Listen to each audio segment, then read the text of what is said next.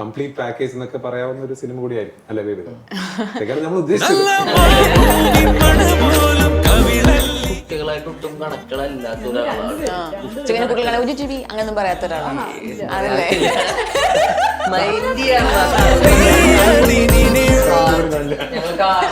ഞങ്ങൾ വിളിച്ചിരുന്നത് എപ്പോഴും ഇതൊക്കെ ആയിട്ട് ക്യാമറ ഒക്കെ ആയിട്ട്. ഞാൻ സ്കൂളിൽ പഠിക്കണമെന്ന് പറയില്ല. ബേബി ഗേളുമായിട്ട് ഒരു സംഘം നമ്മുടെ നാട്ടിലെത്തിയിട്ടുണ്ട്. എന്താണ് സംഭവം എന്ന് അവരോട് തന്നെ ചോദിച്ചു നോക്കാം. സോ ബേബി ഗേൾ മൂവി വിശേഷങ്ങളുമായി നമ്മുടെ കൂടെ ജോയിൻ ചെയ്യുന്നു director Arun, Athithi Ravi, Lijo Mol and Sangeeth. Welcome to my show. So director നിന്ന് തുടങ്ങാം. നെഞ്ചൊക്കെ ടപ്പടപ്പടപ്പേന്ന് അടിക്കുന്നുണ്ടോ? ഉണ്ട്, ചെറിയ ടെൻഷൻ ഉണ്ട്. കാരണം നമ്മളൊരു ഒരുപാട് മാസവും കൊല്ലങ്ങളുടെയൊക്കെ എഫേർട്ടാണല്ലോ ഇങ്ങനെ ഒരു സിനിമ ചെയ്യാന്ന് പറയുന്നത്. അപ്പൊ അത് നാളെ വരുന്നു. അപ്പൊ അത് ആൾക്കാർ റിസീവ് ചെയ്യുന്നുള്ള പ്രതീക്ഷയുണ്ട്. പ്രോപ്പറായിട്ട് റിസീവ് ആവുന്നുള്ള ടെൻഷനും ഉണ്ട്. നമ്മളൊരു സാധനങ്ങൾ നമ്മൾ പുതിയതൊക്കെ ചിലതൊക്കെ ചെയ്യണം എന്ന് ഉദ്ദേശിച്ചതൊക്കെ വർക്ക് ആവുമെന്ന് അറിയില്ല. ചിലതൊക്കെ നമ്മൾ റെഗുലറായി ചെയ്യുന്ന സാധനങ്ങളും ഉണ്ട്. ഒരു ത്രില്ലറാണ്, ഒരു ഇന്റൻസ് ത്രില്ലറാണ്, ഒരു ഇമോഷണൽ സ്റ്റോറിയാണ്, എല്ലാവർക്കും കണക്ട് ആവുന്ന ഒരു ഹ്യൂമൻ എലമെന്റ് ഉണ്ട് അതിനകത്ത്, ഒരു ഹാർട്ട് വാമിംഗ് സ്റ്റോറിയാണ്. സോ ഇതൊക്കെ ഉള്ളൊരു കംപ്ലീറ്റ് പാക്കേജ് എന്നൊക്കെ പറയാവുന്ന ഒരു സിനിമ കൂടിയായിരിക്കും അല്ലെ ബേബി? കാരണം നമ്മൾ ഉദ്ദേശിച്ചത് ഓഡിയൻസിന് അതൊക്കെ കിട്ടുന്നുണ്ട്. ഇപ്പൊ ട്രെയിലർ ഇറങ്ങുമ്പോൾ ഏറ്റവും കൂടുതൽ ചർച്ച ആകുന്നത് ട്രാഫിക് എന്ന് പറയുന്ന ഒരു സിനിമയായിട്ടുള്ള ഒരു കമ്പാരിസൺ ആണ്. ഇപ്പൊ ഇത് കേൾക്കുമ്പോൾ നിങ്ങൾക്ക് എന്താ പറയാ, ദേഷ്യമാണോ തോന്നുന്നത്, അതോ ടെൻഷനാണോ, സന്തോഷമാണോ, എന്താണ് ഒരു ഫീല്? അതൊരു കമ്പാരിസന്റെ ആവശ്യമില്ല. കാരണം മേ ബി അതിന്റെ ഒരു പേസ് ചിലപ്പോൾ അങ്ങനെ ആയിരിക്കും, ട്രാഫിക്കിന്റെ അതുപോലെ ആവാം. പക്ഷെ കഥ അതുമായിട്ട് ഒരു ബന്ധവുമില്ല, അല്ലെങ്കിൽ അതുപോലെയല്ല. അതുകൊണ്ട് അങ്ങനെ ഒരു കമ്പാരിസന്റെ ആവശ്യമില്ല. എനിക്ക് തോന്നുന്നു സിനിമ ഇപ്പൊ നാളെ ഇറങ്ങി ആളുകൾ കണ്ടു കഴിയുമ്പോൾ ആ ഒരു കമ്പാരിസൺ ഉണ്ടാവില്ല, ഒരിക്കലും അത് ഉണ്ടാവില്ല. കണ്ടു കഴിഞ്ഞ് ആളുകൾ ഒരിക്കലും ട്രാഫിക്കുമായിട്ട് ഒരു രീതിക്കും കമ്പയർ ചെയ്ത് സംസാരിക്കില്ല എന്നുള്ളൊരു ഉറപ്പുണ്ട് ഞങ്ങൾക്ക്. ഒരു സാധനം തിരിച്ച് റിപ്പീറ്റ് ചെയ്തപ്പോൾ അവരുടെ സ്ക്രിപ്റ്റ്, ബോബി സഞ്ജയ് ടീമിന്റെ സ്ക്രിപ്റ്റ്സ് നോക്കിക്കഴിഞ്ഞാലും അവരൊരിക്കലും ഒരു സബ്ജക്റ്റോ അല്ലെങ്കിൽ ഒരു മെറ്റീരിയൽ റിപ്പീറ്റ് ചെയ്തിട്ടില്ല. ഓബ്വിയസ്ലി ഇത് ഒരു റെപ്പറ്റേഷൻ ആയിരിക്കില്ല. ഇതൊരു completely different, completely new age, ഇന്നത്തെ ഓഡിയൻസിനെ മൈൻഡ് വെച്ച് എഴുതിയ ഒരു കണ്ടന്റ് ആണ്. വളരെ അപ്ഡേറ്റഡ് ആയിട്ടുള്ള ഒരു സ്ക്രീൻ പ്ലേ പാറ്റേൺ ആണ് സഞ്ജയ് പിടിച്ചിരിക്കുന്നത്. So I think that will be a huge thing for people watching. ഇപ്പൊ ബേബി ഗേൾ എന്ന് പറയുന്നൊരു പേര് കേൾക്കുമ്പോൾ നമ്മളൊരു ഫീൽ ഗുഡ് സിനിമ എന്നൊക്കെ ഉള്ള പേര് മാത്രം കേൾക്കുമ്പോൾ, പക്ഷെ പിന്നെ ട്രെയിലറും നമ്മുടെ ഈ പോസ്റ്ററൊക്കെ കാണുമ്പോൾ നമുക്ക് മനസ്സിലാവും ഫീൽ ഗുഡ് ഒന്നുമല്ല. അപ്പൊ ഈ പേരിന്റെ പിന്നിലുള്ള ഒരു സ്റ്റോറി എന്താണ്? നമ്മളത് ഒരുപാട് ടൈറ്റിൽ ഒരുപാടൊന്നും ആലോചിച്ചില്ല. ആക്ച്വലി ഒരു ബേബിയെ ബേസ് ചെയ്തിട്ടാണ് സ്റ്റോറി. അപ്പൊ നമ്മള് ആദ്യം ഇങ്ങനെ ഒരു സജഷൻ വന്നത് ആക്ച്വലി സഞ്ജോട്ടിന്റെ കയ്യിലാണ്. സഞ്ജോട്ടിന് പിന്നെ ലിസ്റ്റിനുമായിട്ട് ചർച്ച ചെയ്തപ്പോൾ ഇത് വളരെ ഈസി ആയിട്ട് ക്യാച്ച് ആവുന്ന ഒരു പേരാണ്. ഈസി ആയിട്ട് എഫർട്ട്ലെസ് ആയിട്ട് ഒരാളുടെ വായിൽ പറയാൻ പറ്റും. ബേബികൾ എന്ന് പറഞ്ഞ് വളരെ ഈസി ആയിട്ട് പോകും. ഭയങ്കര ക്യാച്ച് ആയി. നമ്മള് എനിക്ക് വലിയ ഓക്കെ അല്ലായിരുന്നു ആക്ച്വലി. ഇൻഫാക്ട് എനിക്ക് ഗരുഡം പോലും ഓക്കെ ആയിരുന്നില്ല. ബേബികൾ ഞാൻ കേട്ടപ്പോ ഇത് മതിയോ, ഇതൊക്കെ മതിയോ, ഇത് ആൾക്കാർക്ക് വർക്കാവോ എന്നുള്ളൊരു തോട്ടായിരുന്നു. പക്ഷെ ഒരു 2-3 ദിവസം കൊണ്ട് നമ്മൾ അതിനോടൊരു ലൈക്കിങ് ആയി. അപ്പൊ പിന്നെ ഒരു കാര്യം ഉണ്ടായിരുന്നു, നമ്മൾ ഈ ബേബികളുടെ ഫോൺസ് വെക്കുമ്പോഴൊക്കെ സമയത്ത് തന്നെ നമ്മൾ വളരെ സീരിയസ് ആയിട്ടുള്ള സിനിമയാണെന്ന് ഫോണ്ടിൽ നമുക്ക് പ്ലേസ് ചെയ്യാൻ പറ്റുന്നുള്ളൊരു തോട്ട്. സോ ഒരു നമ്മളൊരു ഇംഗ്ലീഷ് ഫിലിംസ് ഒക്കെ കാണുമ്പോൾ നമ്മൾ വളരെ ബേബി ഡ്രൈവർ എന്നൊക്കെ പറയുന്ന ഒരു ത്രില്ലർ സ്വഭാവത്തിലുള്ള സിനിമയാണ്. പക്ഷെ അതിന്റെ പേര് വളരെ സിമ്പിൾ ആയിട്ട് ബേബി ഡ്രൈവർ എന്ന് പറഞ്ഞായിരുന്നു. കമ്പാരിസൺ അല്ല, ബട്ട് സ്റ്റിൽ നമ്മുടെ തോട്ട് അതായിരുന്നു. ഓക്കെ, ഇപ്പൊ സംഗീതിന് ട്രെയിലറിൽ കണ്ടിട്ട് ആളുകൾക്കൊക്കെ ഇത് ഞങ്ങളുടെ സംഗീതമല്ല എന്ന് പറഞ്ഞൊരു അവസ്ഥയുണ്ടായിരുന്നു. അപ്പൊ ആ ഒരു സീരിയസ് റോള് അങ്ങനെ സീരിയസ് ആയിട്ട് ഇരിക്കാൻ കുറച്ച് ബുദ്ധിമുട്ടിയോ? ബുദ്ധിമുട്ട്, പ്രോസസ്സ് ഭയങ്കര എക്സൈറ്റിംഗ് ആയിരുന്നു, പിന്നെ ഭയങ്കര സാറ്റിസ്ഫൈങ് ആയിരുന്നു. അതുകൊണ്ട് ഭയങ്കര ഇഷ്ടത്തോടെയാണ് ഓരോ ദിവസവും സെറ്റിൽ പോയിക്കൊണ്ടിരുന്നത്. ഞാൻ വേറൊരു ഹൃദയപൂർവ്വം കൂടി സൈഡിൽ ചെയ്യുന്നുണ്ടായിരുന്നു.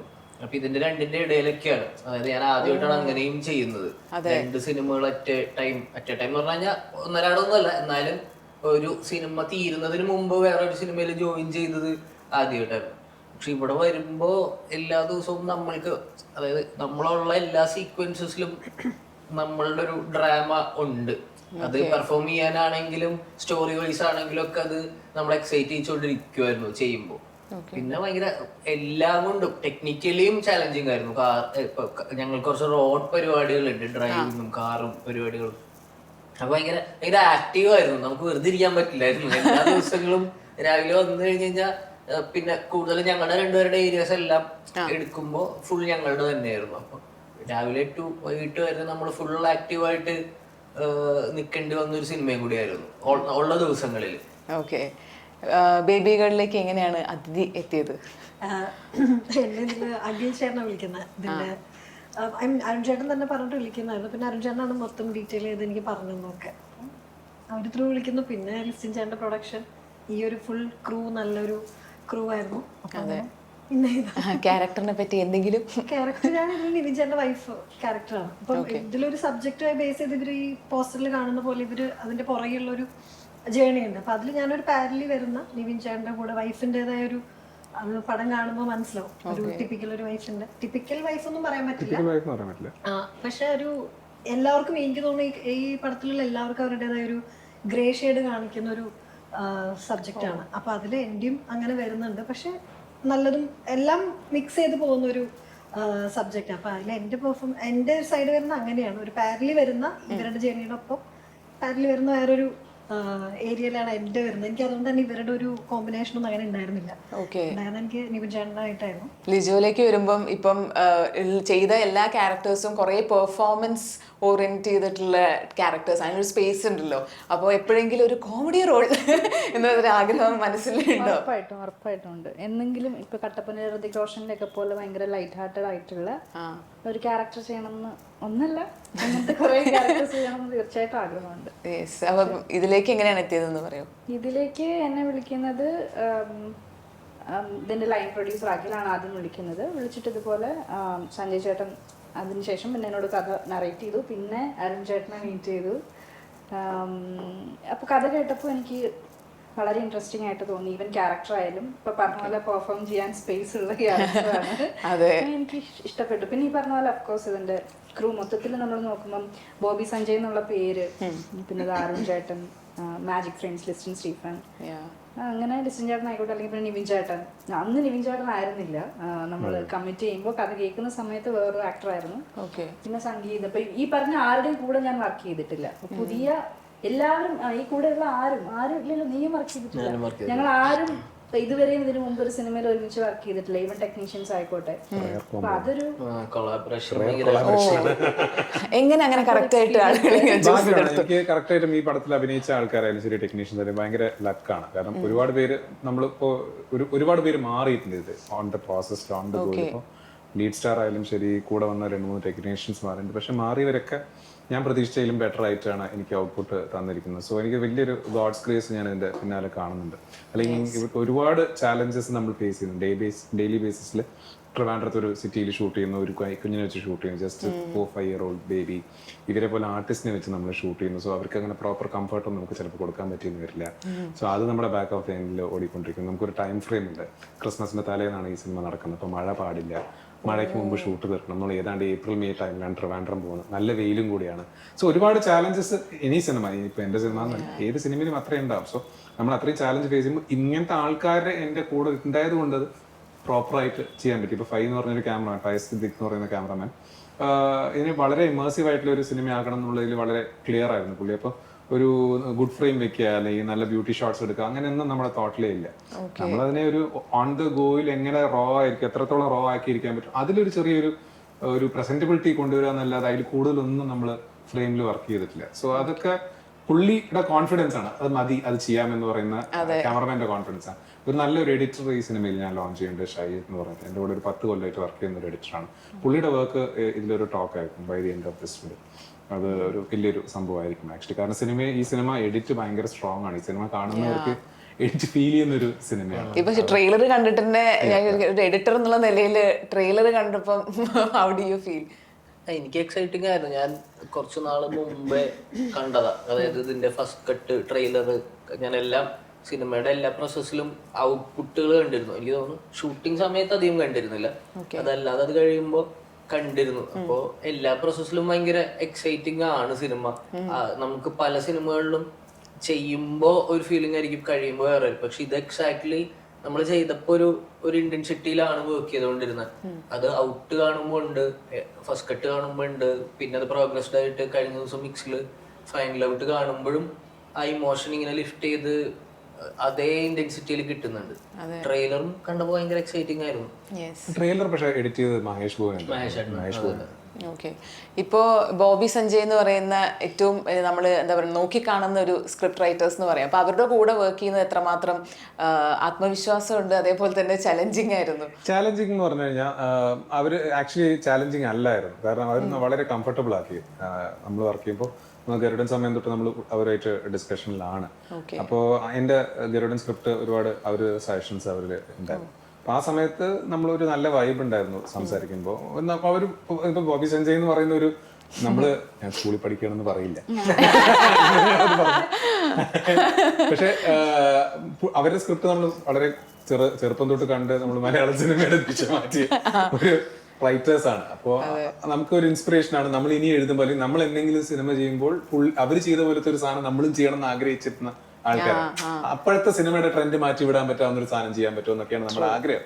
അതൊക്കെ ചെയ്യാൻ പറ്റുമെന്ന് അറിയില്ല, കാരണം അവർ ഭയങ്കര അതിൽ എക്സ്പേർട്സ് ആണ്. സോ അവരുടെ കൂടെ വർക്ക് ചെയ്യുന്ന സമയത്ത് നമുക്ക് അത് അങ്ങനത്തെ ഒരു തോട്ടും ഉണ്ടായിരുന്നില്ല.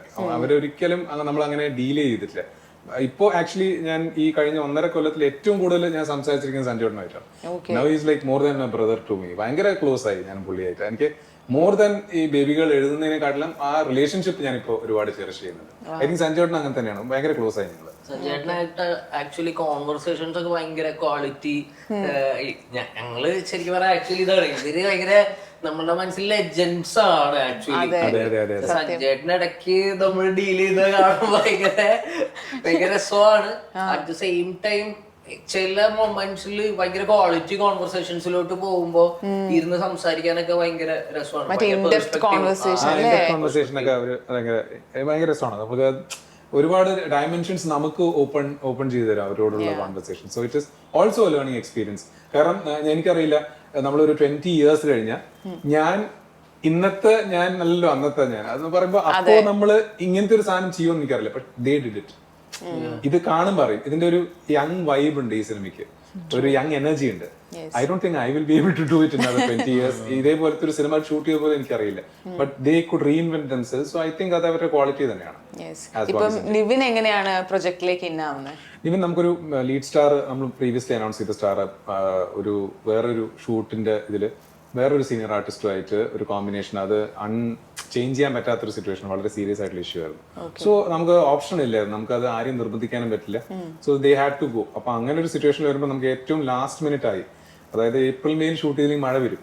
മഴ വന്നാൽ പിന്നെ പ്രോജക്ട് ഡ്രോപ്പ് ആണ്, പിന്നെ സംസാരിക്കേണ്ട ആവശ്യമില്ല, ആരെയും കിട്ടില്ല. ഇവരുടെ ഡേറ്റ്സ് ഒക്കെ മാറിപ്പോവും. പ്ലസ് നമുക്ക് ഷൂട്ട് ചെയ്യാനുള്ള സ്പേസോ ഇല്ല. പിന്നെ we'll have to look at December. അതിനുള്ളിലൊക്കെ പ്രോജക്റ്റ് ഒക്കെ ഓൺ ആവുമെന്ന് എനിക്ക് തോന്നുന്നില്ല.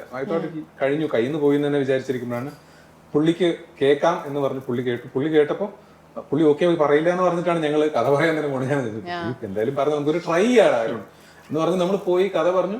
പുള്ളി ഓക്കെ പറഞ്ഞു. പുള്ളിക്ക് ആ സമയത്ത് കറക്റ്റ് ആയിട്ടൊരു ഗ്യാപ്പ് ഉണ്ടായിരുന്നു. കാരണം പുള്ളി എന്തുകൊണ്ട് ഓക്കെ പറയില്ല വെച്ച് കഴിഞ്ഞാൽ നമ്മളിപ്പോ ഈ 4 പേർക്കും ഈക്വൽ ഇമ്പോർട്ടൻസ് ഉള്ള ഒരു ക്യാരക്ടറാണ്. ഇപ്പൊ ബോബി സഞ്ജയ് സ്ക്രിപ്റ്റ് തന്നെ ഹ്യൂമൻ ഇമോഷൻ ആണ്. അപ്പോൾ അവരൊരു സിംഗിൾ സ്റ്റാറിനെ പ്രൊജക്ട് ചെയ്യുന്ന സിനിമയൊന്നും ഒരിക്കലും അവർ ചെയ്തിട്ടില്ല. സോ ഇതിലും അങ്ങനത്തെയാണ്. അപ്പോൾ ഒരു നിവിൻ സാറിനെ പോലെ ഒരു സ്റ്റാറിന് അതിന്റെ ആവശ്യമില്ല. സോ പുള്ളി ഈ കെയിം ഷൂട്ട് സമയത്ത് സഞ്ജയോട് ഞാനൊക്കെ സംസാരിക്കും. പുള്ളിയോട് ചോദിച്ചു എന്തിനാണ്, why did you take this, you don't have to do this. അപ്പോൾ പുള്ളി പറഞ്ഞു he's a father and this is a story that must be told. As a father I feel it is important. അപ്പോൾ I think more than stardom, more than successes, these things also he values. So I think that is what പുള്ളി എപ്പോഴും ആൾക്കാർ cherish ചെയ്യുന്നതിന്റെ reason അതുകൂടിയായിരിക്കും. അതെ, ഇപ്പോൾ ചെറിയൊരു കുഞ്ഞ് ഇതിലെ മെയിൻ നമ്മുടെ ബേബി ഗേൾ മെയിൻ ക്യാരക്ടറാണ്. അപ്പൊ ചെറിയൊരു വാവേനെ വെച്ചൊരു ഷൂട്ട് കൊണ്ടുപോവാന്ന് പറയുന്നത് ഭയങ്കര ഡിഫിക്കൽട്ട് ആണല്ലോ. സോ എത്രമാത്രം ചലഞ്ചിങ് ആയിരുന്നു? എക്സ്ട്രീംലി ചാലഞ്ചിങ് ആണ്. കാരണം നമ്മൾ ഒരു കുട്ടിയെ കിട്ടാൻ തന്നെ ഭയങ്കര ഡിഫിക്കൽട്ടാണ്. അപ്പൊ നമ്മുടെ ലൈൻ പ്രൊഡ്യൂസർ ലക്കിലി ആ ടൈമിൽ his wife was pregnant, delivered ആയി. നമ്മളൊരു 3 മാസമായിട്ടുള്ള ഹണ്ട് ആയിരുന്നു. Finally he willingly gave the baby. ഞാൻ പോലും ചിലപ്പോൾ തരില്ല. So I should salute his passion for cinema. Family convince ചെയ്ത് ഈ ഗേ കൈക്കുഞ്ഞ് വേണം എന്നുള്ളത് നിർബന്ധമായിരുന്നു. ജസ്റ്റ് ബോൺ എന്ന് പറയുന്നത് വളരെ ഇമ്പോർട്ടൻ്റ് ആണ്. കാരണം നമുക്ക് സ്കിൻ ടെക്സ്ചർ ഒക്കെ ഭയങ്കര ഡിഫറെന്റ് ആയിരിക്കും മറ്റു കുഞ്ഞു. അപ്പൊ നമ്മൾ എല്ലാ സ്പേസിലും കോംപ്രമൈസ് ചെയ്തിട്ടില്ല. ഇപ്പോൾ ട്രെയിൻ ആണെങ്കിൽ ട്രെയിൻ ഷൂട്ട് ചെയ്യും, റോഡിലാണെങ്കിൽ റോഡിൽ ഷൂട്ട് ചെയ്യും. അങ്ങനെയാണ് നമ്മൾ ഷൂട്ട് ചെയ്തത്. അത്രയും എന്താ പറയാ ഓണസ്റ്റ് ആയിട്ടാണ് അപ്രോച്ച് ചെയ്തിരിക്കുന്നത്. ഇപ്പൊ ഇതിനകത്തൊരു ഇമോഷന് വേണ്ടി നമ്മളൊരു സ്ലോ മോഷൻ യൂസ് ചെയ്തിട്ടില്ല. ആരെങ്കിലും മാനിപ്പുലേറ്റ് ചെയ്യാൻ വേണ്ടിയിട്ട്, വിഷ്വലി മാനിപ്പുലേറ്റ് ചെയ്യാൻ വേണ്ടിയിട്ട് നമ്മളൊരു സിനിമയിൽ സ്ലോ മോഷൻസ് ഇല്ല. ആക്ച്വലി മേ ബി 1 ഷോട്ട് 2 ഷോട്ടേ ഉള്ളൂ. അത് ഡാൻസിന്റെ എന്തോ ഒരു പാർട്ടാണ്. പക്ഷെ ഒരു ഇമോഷണൽ മാനിപ്പുലേഷനിൽ നമ്മൾ അത് ഓർഗാനിക്കലി വന്നിട്ടില്ല. നമ്മൾ വളരെ ഓർഗാനിക് ആയിട്ടാണ് അത് അപ്രോച്ച് ചെയ്തത് തന്നെ സിനിമ ഫിലിം മേക്കിംഗ്. സോ അങ്ങനെ അപ്രോച്ച് ചെയ്യുമ്പോൾ നമുക്ക് ബേബി ഇമ്പോർട്ടന്റ് ആണ്, ബേബിയുടെ കളറും ടെക്സ്ചർ ഒക്കെ ഇമ്പോർട്ടന്റ് ആണ്. നമുക്ക് കിട്ടില്ല എന്നുള്ളതാണ് ഒരു may be 1 month old 2 month old ഒക്കെ, അതൊന്നും കിട്ടാൻ ചാൻസേ ഇല്ല. ബിക്കോസ് അത് നമുക്കൊരു ഓവർ പീരീഡ് ഓഫ് ടൈം വേണമല്ലോ. അപ്പൊ ലക്കിലി ഫോർ us, ഞാൻ പറഞ്ഞില്ല, അതാണ് ദൈവത്തിന്റെ ഒരു പ്രസൻസ് ഞാൻ എല്ലാവരുടെയും ഫീൽ ചെയ്യുന്ന പറഞ്ഞു. കറക്റ്റ് ഷൂട്ടിന്റെ 2 ദിവസം 3 ദിവസം മുമ്പാണ് ആ കുട്ടി ജനിച്ചത്. കറക്റ്റ് 3 ദിവസം പ്രായമുള്ള കുട്ടിയാണ് ഇവർക്ക് കൊടുക്കുന്നത്. സിനിമയിൽ അഭിനയിക്കാൻ വേണ്ടി ജനിച്ചൊരു അതെ, കറക്റ്റ് 4ാമത്തെ ദിവസമാണ് നമുക്ക് സ്പോട്ടില് കുട്ടിയായിട്ട് വരുന്നത്. നമുക്ക് ഭയങ്കര ടെൻഷൻ ഉണ്ടായിരുന്നു, കാരണം നമുക്ക് ഒരാൾ വിശ്വസിച്ച് നമുക്ക് തരില്ലേ കുട്ടിയെ, നമ്മുടെ സിനിമയ്ക്ക് വേണ്ടിയിട്ട് എന്ന് പറഞ്ഞാൽ ലൈഫ്. സോ അതിനുള്ള പ്രിക്കോഷൻസ് നമ്മൾ അതുകൊണ്ട് എടുക്കുകയും ചെയ്തു. ആ സമയത്ത് ഒരുപാട് കുട്ടിക്ക് സ്ട്രെയിൻ ഇല്ലാത്ത രീതിയിൽ ഷൂട്ട് ഒരു ഷോട്ട് എടുത്തു കഴിഞ്ഞാൽ പിന്നെ ബാക്കി നമ്മൾ കുട്ടിയെ മാറ്റി വെച്ചിട്ടാണ് നമ്മൾ മാക്സിമം യൂസ് ചെയ്യുന്നത്. 1 ഷോട്ട് 2 ഷോട്ട് ക്ലോസപ്സ് അതിന് മാത്രം വർക്ക് ചെയ്യുക. അത് മാത്രമല്ലാതെ നമ്മളിപ്പോ ഒരു ട്രിവാൻഡ്രം ആ സമയത്ത് ഭയങ്കര ഹീറ്റാണ്, വെയിലുള്ള പീരീഡാണ്. അപ്പോൾ നമ്മൾ മാക്സിമം കുട്ടിയെ സേഫ് സ്പേസിൽ വെക്കുക, ഒരു AC കവേർഡ് ആയിട്ടുള്ള സ്പേസ്, സാനിറ്റൈസ്ഡ് ആയിട്ടുള്ള സ്പേസ്. തുടർന്ന് നമ്മളൊക്കെ ആണെങ്കിൽ വളരെ ലിമിറ്റഡ് ആയിട്ടുള്ള ആൾക്കാർക്ക് ആക്സസ് ഉണ്ടാവുള്ളൂ. ഇപ്പോൾ ലിജോ ആയിരിക്കും കൂടുതൽ ഹാൻഡിലിങ്, അല്ലെങ്കിൽ സംഗീതമായിരിക്കും. അപ്പോൾ അവരെയൊക്കെ യൂഷ്വലി അവർ തൊടുന്നതിന് മുമ്പ് തന്നെ അവർ സാനിറ്റൈസ് ചെയ്തിട്ടാണ് കുട്ടിയെ എടുക്കുക. പ്ലസ് നമ്മളിപ്പോ ഒരു സിനിമയിൽ കാണുമ്പോൾ ഭയങ്കര ഡേർട്ടി സ്പേസസിലൂടെ കുട്ടി ട്രാവൽ ചെയ്യുന്നുണ്ടാവും, പക്ഷെ അതൊക്കെ നമ്മൾ സെറ്റ് ചെയ്തതാണ്. നമ്മൾ വളരെ സാനിറ്റൈസ് ചെയ്ത് സെറ്റ് ചെയ്ത സ്പേസസ് ആണ്, സേഫ് സ്പേസ് ക്രിയേറ്റ് ചെയ്യാണ് ചെയ്തത്. സോ അത്രയും പ്രിക്കോഷൻസ് നമുക്ക് എടുക്കാൻ പറ്റി. Luckily for us nothing happened to the baby. അല്ലേ? ഇപ്പോൾ ഷൂട്ടിംഗ് സെറ്റ് എന്ന് പറയുമ്പോൾ തന്നെ നമ്മളിപ്പോൾ ഡയലോഗ്സ് അല്ലെങ്കിൽ ക്യാമറ ആംഗിൾ ഇതൊക്കെ ശ്രദ്ധിക്കുന്ന കൂട്ടത്തിൽ ഇപ്പൊ ഈ വാവ ഇത്രയും ദിവസത്തിൽ വാവ കയ്യിലുണ്ടാവുമ്പോൾ അത് എത്രമാത്രം നിങ്ങൾ രണ്ടുപേർക്കും ടെൻഷൻ ഉണ്ടായിരുന്നു? ഭയങ്കര പാടായിരുന്നു. കാരണം ഞാൻ ഈ പറഞ്ഞ പോലെ സാധാരണ സിനിമകളിൽ നമുക്ക് ഇരിക്കുക, തമാശ പറയുക, കോമ്പിനേഷൻസ് ഷെയർ ചെയ്യാന്നൊക്കെ. ഇവിടെ കുറെ ടെക്നിക്കൽ കാര്യങ്ങളും കൂടി ഹാൻഡിൽ ചെയ്യുന്നുണ്ട്. ഇപ്പൊ എനിക്ക് ഡ്രൈവ് ചെയ്യണമായിരുന്നു എപ്പോഴും. ഡ്രൈവ് ചെയ്യാന്ന് പറഞ്ഞു കഴിഞ്ഞാൽ ഗ്രീൻ സ്ക്രീനിലോ അല്ലെങ്കിൽ ഒരു ചെറിയ സ്പേസിലോ അല്ല, ട്രിവാൻഡ്രം സിറ്റിയില് ബ്ലോക്കിന്റെ ഇടയിലും ഇതില് തന്നെ റിഗ് ചെയ്ത് ക്യാമറ റിഗ് ചെയ്തിട്ടാണ് ഞങ്ങളുടെ കാറിന് ബാറ്റ്മാനെ വിളിച്ചിരുന്നത്. എപ്പോഴും ഫ്ലാഗും ഇതൊക്കെ ആയിട്ട് ക്യാമറ ഒക്കെ ആയിട്ട്. അപ്പൊ നമ്മൾക്ക് ശരിക്കും പറഞ്ഞാൽ ഭയങ്കര ഡിസ്കണക്ട് ആണ് വേറൊരു രീതിയിൽ. കാരണം നമ്മൾ ഷോട്ടിന്റെ ഇടയിൽ ആളുകളൊക്കെ നമ്മൾ ഭയങ്കര സ്റ്റെയർ ചെയ്ത് പോയിക്കൊണ്ടിരിക്കും. അപ്പൊ ഇത്തരം സാധാരണ നമുക്കൊരു സ്പേസ് വേണം ചെയ്യാൻ, അഭിനയിക്കാൻ പ്രത്യേകിച്ചും. പക്ഷെ ഇവിടെ അതിനുള്ള പോസിബിലിറ്റി ഒന്നും തന്നെ ഇല്ല, ടെക്നിക്കലിയും ഇല്ല. പിന്നെ ഇതൊന്നും അല്ലാതെ ഇതൊക്കെ നമുക്ക് പിന്നെ 1 more പോകാൻ പറ്റും. പക്ഷെ ഇവിടെ ഒരു കുഞ്ഞെന്ന് പറയണത് ഞങ്ങൾക്ക് ആ സമയത്ത് ആക്ഷൻ എന്ന് പറഞ്ഞു കഴിഞ്ഞാൽ കുഞ്ഞാണ്. കുഞ്ഞപ്പോ സെറ്റിൽ ആവുന്നു. അപ്പൊ അരുൺചേട്ടനൊക്കെ സ്വകാര്യം, അപ്പോഴും സംസാരം പോലും സ്വകാര്യം പോലെ ഇങ്ങനെയാണ് പറയുന്നത്. അപ്പൊ അങ്ങനെയായിരുന്നു. അതും നമ്മൾ ആ സമയത്ത് ഹാൻഡിൽ ചെയ്യേണ്ടി വരുന്ന ഡയലോഗ്സ് ഉണ്ടാവും, ഇമോഷൻസ് ഉണ്ടാവും, കുഞ്ഞിനെയും എല്ലാം കൂടി ഭയങ്കര ആ ബാലൻസിങ് ഭയങ്കര ചലഞ്ചിങ് ആയിരുന്നു. എനിക്കിതിൽ ഏറ്റവും ടഫസ്റ്റ് ആയിട്ടുള്ള ഒരു പാർട്ട് എന്ന് പറയുന്നത് കുഞ്ഞിനെ വെച്ചിട്ട് അഭിനയിക്കുക എന്നുള്ളതാണ്. കാരണം ചില സമയത്ത് കുഞ്ഞ് ഉറങ്ങിയിട്ടായിരിക്കും നമ്മുടെ കയ്യിലേക്ക് കൊണ്ടുവന്ന് തരിക. പക്ഷെ കൈ മാറുമ്പോൾ ചില സമയത്ത് കുഞ്ഞിനെ അറിയാൻ പറ്റും. അപ്പൊ ഉണരും, കരയാൻ തുടങ്ങും. അപ്പൊ പിന്നെ എന്റെ കയ്യിൽ തന്നെ വെക്കാൻ പറയും. അപ്പൊ ഞങ്ങൾ ഇങ്ങനെ പതിയെ ഉറക്കി, അവൻ ഉറങ്ങുന്നത് വെയിറ്റ് ചെയ്തിരിക്കും, ഹോൾ ക്രൂ വെയിറ്റ് ചെയ്തിരിക്കും. അവൻ ഉറങ്ങി ഓക്കെ ആയി എന്ന് അറിഞ്ഞാൽ നമ്മൾ അപ്പൊ ടേക്ക് പോവാ. അപ്പൊ പിന്നെ അവിടെ എനിക്ക് പ്രിപ്പയർ ചെയ്യാൻ സമയമില്ല. ഞാൻ അല്ലെങ്കിൽ നമ്മൾ ആ മൂഡിലിരിക്കാം. ഇവിടെ ഞാൻ കുഞ്ഞിനെ ഉറക്കാനുള്ള ശ്രമത്തിലായിരിക്കും. കുഞ്ഞ് ഉറങ്ങിന്ന് കണ്ടു കഴിഞ്ഞാൽ നമ്മളപ്പോ ടേക്ക് പോവും. അപ്പൊ അതൊക്കെ എനിക്ക് പുതിയൊരു എക്സ്പീരിയൻസ് ആയിരുന്നു. അങ്ങനെ നമ്മളപ്പം എനിക്ക് ആലോചിക്കാൻ പോലും സമയമില്ല, ഞാൻ ഓക്കെ ആണോ, ഞാൻ റെഡി ആണോ, എന്റെ ഡയലോഗ്സ് എന്തായിരുന്നു എന്ന് ആലോചിക്കാൻ പോലും സമയമില്ല. നമ്മൾ ടേക്ക് പോകും. കാരണം കുഞ്ഞെണീറ്റ് കഴിഞ്ഞാൽ പിന്നെ അത് ചെയ്യാൻ പറ്റില്ല, ബുദ്ധിമുട്ടാണ്. കുറെ സമയം നമ്മൾ വീണ്ടും എല്ലാവരും വെയിറ്റ് ചെയ്തിരിക്കണം. അപ്പൊ അതൊക്കെ ബുദ്ധിമുട്ടായിരുന്നു എനിക്ക്. അങ്ങനെ വേറെ സിനിമയിലൊന്നും ചെയ്തിട്ടില്ലല്ലോ അല്ലേ? ലിജോനെ അത് കുട്ടിയെ ബോണ്ട് ചെയ്യാനുള്ള ഒരു സമയം നമ്മൾ പിന്നെ നോക്കി മാക്സിമം ലിജോനോട് എടുക്കാനും. കുട്ടിക്ക് ഹീറ്റും മറ്റേ സ്മെല്ല് ഫ്രാഗ്രൻസ് ഒക്കെ ആണല്ലോ, ബോഡി കണക്ട് ചെയ്യാനുള്ളതായിരുന്നു. സംഗീതമായിട്ട് ഇപ്പോഴും കുട്ടി കണക്ഷൻ ഉണ്ട്. കാരണം 8 മാസം കഴിഞ്ഞിട്ട് കണ്ടപ്പോഴും ഞങ്ങളുടെ അടുത്ത് വരാതെ സംഗീതത്തിന്റെ അടുത്ത് വന്ന് കുറെ സംഗീതം അത് ഫീൽ ചെയ്യാൻ പറ്റി. ലിജോനോട് ഉണ്ടാവുക കണക്ഷൻ. ആ സമയത്തൊക്കെ ഞാൻ ആക്ച്വലി അങ്ങനെ കുട്ടികളായിട്ട് ഒട്ടും കണക്റ്റഡ് അല്ലാത്ത ഒരാളാണ്. അങ്ങനൊന്നും പറയാത്ത ഒരാളാണ്.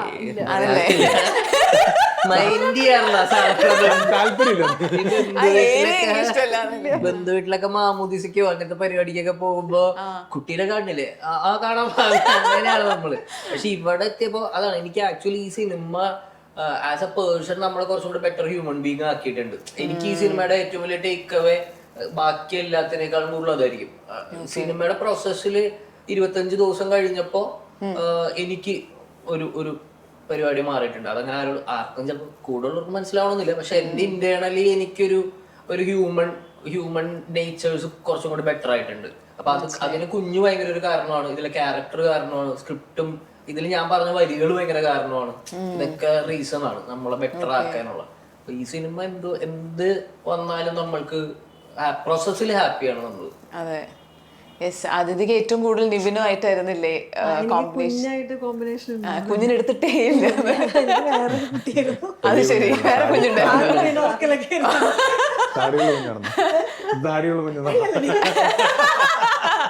ചെറുത വലിപ്പുള്ള താടിയുള്ള കുഞ്ഞ്. ഓ അത് ശരി.